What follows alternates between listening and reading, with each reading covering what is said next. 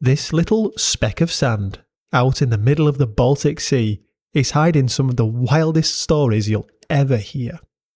Shipwrecked pirates, a legendary Swedish widow who refused to ever leave, and age-old arguments between the Swedish government and fishermen.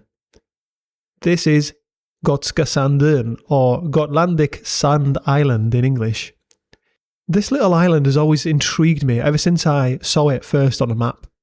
There are lots of islands in this area, but this one just kind of sits in the middle of the sea with seemingly nothing on it. I never looked into it before, but I finally decided to do it, and let me tell you, it definitely surprised me in a good way. So let's load up Google Earth together and fly over it. So like I said, the island is tiny. It's only about 10 kilometres by 6 kilometres, and it's also really flat. Much flatter than the St Kilda Islands we explored last time. If we look a bit closer, we can see a few sandy walkways from the beach inwards towards the inside, and a few structures on the island as well.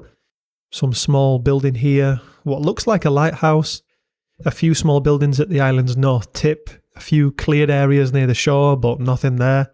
Some more small buildings on the south side as well. On Apple Maps, it looks a bit clearer, but still nothing massively notable there. Map Carter almost always shows more landmarks. We do have some more named ones here, but it's still not very much to look at. This is kind of exactly why I skipped over this island for so long. It just doesn't look like much. So let's investigate together and see what secrets Gotska Sandön holds for us. So, starting with its Wikipedia article, it's pretty empty actually. There's really not much to read here. It just says where it is, talks about the animals and plants there, and says a bit about the weather. Of course, I knew that Swedish Wikipedia might have more information, so I switched to Swedish, and it turns out that almost all of the sources for this island are only in Swedish. Luckily, I studied it for a little while so I can read it, and Google Translate helped out when I needed it. So firstly, I wanted to know how the island even formed in the middle of the sea. Like the name says, it's a sand island, and it doesn't really have a lot of bedrock underneath it to anchor it in place like the permanent islands around it. If you look at the Google Earth historical view, the island does move slightly at its edges, but the trees always stay in place. I'm definitely not an expert on this whatsoever, but as far as I've read, it basically formed like this. Northern Europe was covered by a thick ice sheet 12,000 years ago, which slowly melted and shifted sediment underneath it. And all that water and rock and sediment emptied into the Baltic Basin.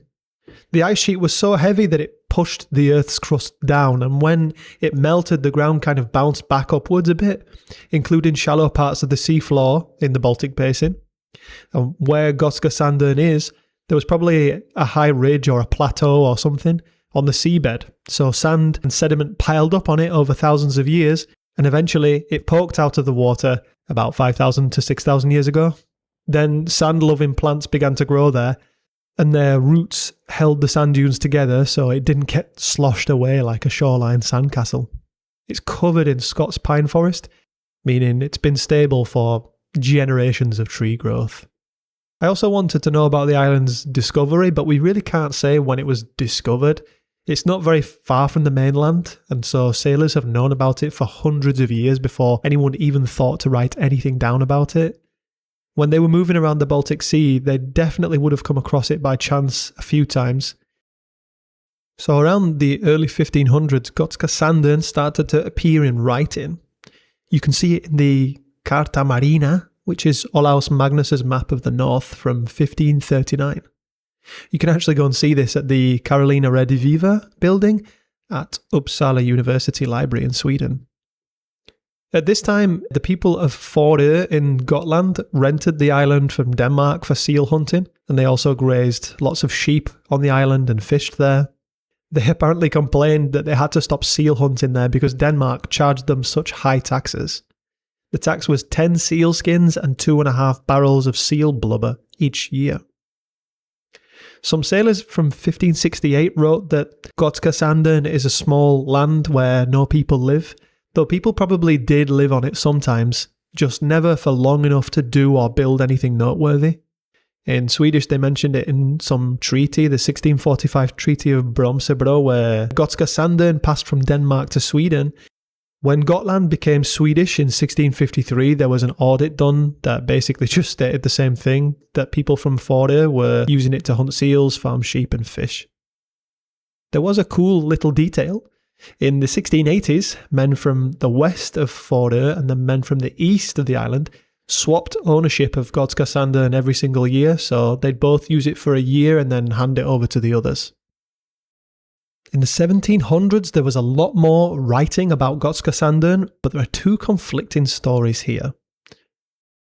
The Wikipedia story says that the Swedish government made it illegal to lease land using coins, and since the Fårö people had used coins to lease it, the Swedish government said that the island was no longer theirs and instead was government property. Another source, though, has a story that I find a lot funnier. It says that in 1758, the Swedish government apparently just straight up forgot that the Fårö people had the rights to the island, and they sold it to a guy called Johan Lithberg Larsson, who was a merchant from Visby, and he wanted to use it for sheep farming. Obviously, this started off big arguments between the Swedish government, the Fårö farmers, and Johan. For some reason that I couldn't find, in 1762, this guy Johan somehow lost the rights to the island. A few years later, in 1772, they called in a surveyor, this guy called Lalerius, it's kind of hard to pronounce his name, to make a survey of the island, to map it and determine who it truly belonged to. In the end, the Fårö residents were granted the right to lease it, but they renounced the lease in 1781 and gave the island up, because the Swedish king wanted to charge them for the survey and would not back down on it, which was a bit cheeky of him. Either way, it turned out to be an absolute pro-gamer move by the Swedish government, because then they auctioned off a 20-year lease to the island to a businessman called Magnus Benedictus, and likely made quite a bit of money off of it as well. In about 1783, a farm was built on the island, alongside a few houses and some other buildings, so they could start to cultivate the land there. They farmed animals like cows, horses, pigs, goats, chickens, but this was unfortunately really intensive and started to strain and damage the island. It's written in some sources that in 1806 Magnus bought the island from the Swedish government, but other sources say that he went bankrupt and some other guy called Stenberg bought them instead, along with a bunch of other private owners afterwards, like the island changed hands a few times. But it seemed like the island was a bit cursed because all of these private owners went bankrupt, supposedly. A few years before that, though, in 1801, Magnus Benedictus employed a guy called Peter Gottberg as groundskeeper and administrator who moved to the island. And this is where the story gets really wild, because this Peter Gottberg guy was supposedly a sneaky little bugger. The story goes that he used to ride along the island's shoreline with a lit torch at night to trick passing ships into thinking that he was a ship in distress. If the ships went to help, they ran aground on the island's shallow sandbanks and got stranded. And then Gottberg supposedly lured them into a building, all the crew, got them drunk inside the building, and then shot them all dead through the building's narrow window openings. And after that, he looted their ship's cargo. It's an unverified story though, so we don't know if it was true or just legend. But we do know that he was found guilty on one count of shipwreck plundering. Just before Christmas 1814, a French yacht called Cerberus of Gracefold crashed with an English ship on the seas.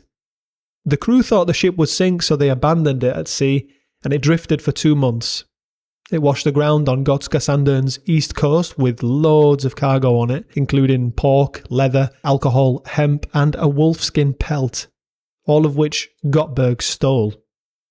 Either Gottberg himself sold some of the cargo in Stockholm in the summer of 1815, but someone recognised the wolfskin pelt and caught him, or some of the yacht's shipping documents reached Gotland and they realised stuff was missing before tracking down Gottberg on Gotska Sandön to find the stolen cargo. Either way it happened, he was put under investigation, found guilty in court for shipwreck plundering, he pled guilty, and sentenced to 28 days of bread and water and a Sunday church service or something like that. After this, he moved back to Gotska Sandön Apparently, he did have a bunch of cronies from Fårö involved in the shipwreck looting with him, but only Peter Gottberg himself was actually convicted. His family stayed on Gotska Sandön, but he died in 1831 and is buried at Bo Gamla graveyard in Saltsjöbaden near Stockholm. After Peter Gottberg, the island changed hands a few times again mostly being used for farming, logging, shipbuilding. There was one owner called Landström who was said to have employed 40 people there, another one called Paterson who kept the island business going until 1857. However, business was not very good. They felled pine trees for selling, but because there was no harbour or easy landing point for ships near the island, it was a nightmare to get the trees off of it. It's probably why everyone who owned the island went bankrupt. Also, like I mentioned earlier, they were really overexploiting the island's resources and its sandbanks started to drift a bit too much. During these years, shipping was increasing across the Baltic Sea, and because Gotska Sandön is so flat, it's really hard to see, especially at night, and it caused loads of shipwrecks in the past. Sailors apparently really feared it. In 1859, the Swedish government bought the northern half of Gotska Sandön, and then in 1861 they bought the rest of it. And that was so they could build lighthouses on top of it, basically, to stop this from happening and to encourage sailing around Gotland, whereas before it was feared. At this point, the owner Paterson's business was not doing very well and he had to leave the island. But when he sold the island back to the Swedish government for them to build lighthouses on it, he demanded that his remaining employees be given work by the lighthouse building company, at least until they had time to find work elsewhere.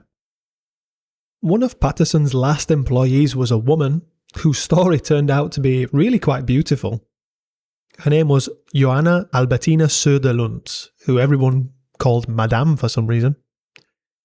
Her husband, Anders, was also employed by Paterson. He had come to Sweden as a refugee from a place called Nukkö in Swedish Estonia, because at that time in Swedish Estonia there were loads of problems for Swedes. Look it up if you're interested in that.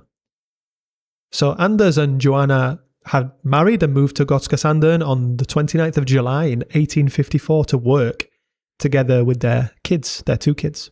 But sadly, in 1858, Anders died and was buried on the island. At this point, Johana Söderlund was really not very happy. I mean, she was a widow living in a small house close to the shore that was in danger of being completely swallowed by the sea, and she was working for a failing business. Her boss had moved away and the only people around her were her own children and some lighthouse keepers. The lighthouse keepers didn't really know what to do with her and her kids. They tried to move her off the island a few times, but no one wanted to take her in. Not even the churches on Fårö, and not even the Fårö Welfare Board, which was responsible for poor people at the time. This was probably because her husband was a refugee from Nukkö. He wasn't born in Fårö, so they probably didn't want to pay anything for him, and he couldn't really ask for help from Nukkö, where he had fled. I imagine they had also heard some pirate stories from Gotska Sandön and were really suspicious of her. On April 7th, 1861, the lighthouse keeper again asked for someone to take Johana off the island because of her unhappiness, but Johana, this time, refused to leave. She now insisted on staying on the island until her death, so she could rest in the same grave as her husband, Anders. Johana basically looked after herself on the island. For 20 years, she survived there with her young boys by scavenging shipwrecks for metal and driftwood to sell, knitting socks, telling fortunes.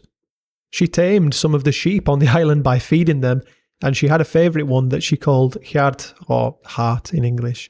And this sheep stayed with her everywhere she went, but unfortunately the sheep froze to death in a really cold winter, and that broke Johana's heart.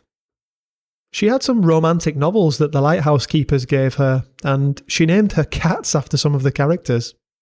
She earned the lighthouse keepers deep respect because of how tough she was and also how kind she was. The governor of Visby visited the island once and was really moved by her. She dressed in her husband's old clothes, so he decided to help her out a little bit when he went back to Visby and asked all the women there to donate clothes for her. It seems everyone who went there and met her really loved Johana. Her son Hjalmar built a cement mausoleum for his parents, since his mother was getting really old. And when he did this, he moved Anders, his dad and Johana's husband's coffin. And Johana insisted on looking inside it, thinking that Hjalmar might have forgotten where he buried his own dad. She looked at his skull and knew it was him because it had a missing front tooth. She said that true lovers' skeletons seek each other in the sand and curl into one. She died on the island on April 8th, 1906, and her body is still there, along with her husband Anders and Hjalmar himself as well, along with one of Hjalmar's own sons who died very young. There was really a lot more written about her story thanks to a guy called Albert Engström, who was one of Sweden's most beloved writers at the time. He visited Gotska Sandön many times, though he never personally met Johana. He spoke with the lighthouse keepers who had known Hjalmar, and they told him the story. I tried to condense the best bits into this video, but really there's so much beautiful detail that I missed out a lot. Check the source list in the description if you want to read it. It's in Swedish, but Google Translate works really well to translate it to English. So in the 1900s, after Johana's death, there were cabins built for the lighthouse keepers, mainly from washed up driftwood and materials salvaged from shipwrecks, and a few lighthouses had been built there by then. In 1909, part of the island was protected as a national park, and then it was extended years later in 1963 to include the whole island and the surrounding seas. A big reason why they decided to do this was Albert Engström's book about the island. The same guy who wrote about Johana Söderlund, the book is called literally Gotska Sandön and describes the island really beautifully. In World War I and II, there were signal stations built on the island, like on many islands. In 1939, they had so many lighthouse keepers on the island that they built a school for their families and kids. They basically built a whole village there for them. Today, the island gets about 6,000 visitors every year by boat.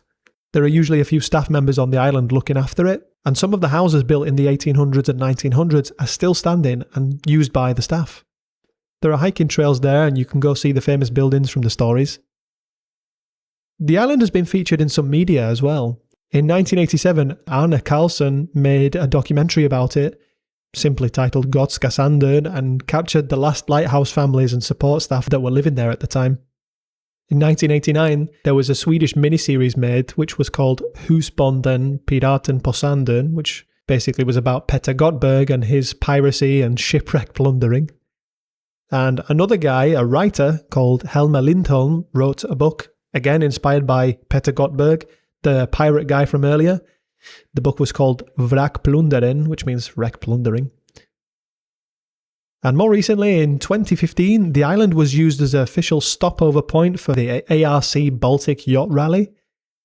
And then in March 2023, archaeologists used metal detectors on Säludden Beach, and they found 2 silver Roman coins. And it's still unexplained. We don't know why they were found there because no Roman ships were recorded this far north.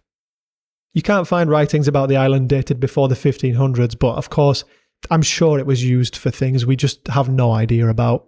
There are burial sites there from before then, artifacts like steel swords and much more stuff. We just don't know enough yet, but luckily archaeologists have planned more digs for the coming years. So yeah, that's what all these buildings were on Google Earth. We have the church here. Here is one of the lighthouses, so it is a lighthouse. It's completely automated now. You can also see a track that the lighthouse keepers dug by hand over several years to move timber from the north to the south of the island. The school that they built that I mentioned earlier was turned into a museum.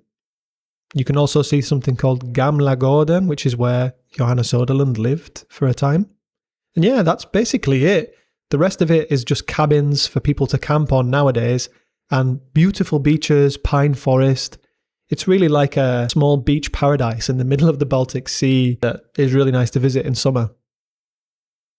So yeah, that's basically everything I could find about Gotska Sandön, and it's one of those places that looks like nothing special on the map, and then you dig into it and you uncover incredible stories. If you like this one, let me know. I've got plenty more weird places to explore soon. So thanks for watching and see you next time.